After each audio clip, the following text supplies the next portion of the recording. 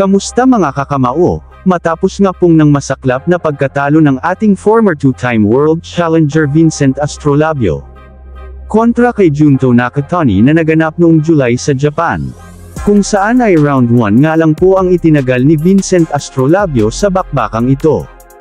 ay muling magbabalik ito sa ibabaw ng luna, at nakatakdang gaganapin sa February 15 sa loob ng 10 rounds of bout sa bantamweight division,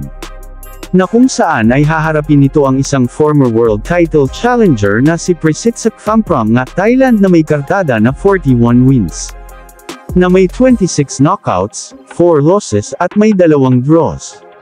Ang bakbakan ng dalawa ay gaganapin dito sa ating bansang Pinas sa Kulaman Sultan Kudarat mga kakamao, kung kaya naman ating suportahan ang ating kababayan sa kanyang magiging homecoming fight at comeback fight dito sa Pinas.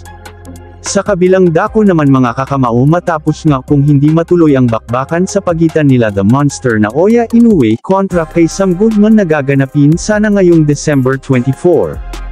Dahil sa pagkakaroon ng injury ni Sam Goodman sa huling sparring session nito bago lumipad ng Japan, ay napagdesisyonan ng kampo ni Inoue na ilipat na lang ng petsa ang bakbakan na gaganapin na po sa January 24, 2025, at inaasahan ni Inoue na magbibigay si Sam Goodman ng magandang laban sa kanilang magiging bakbakan sa susunod na taon.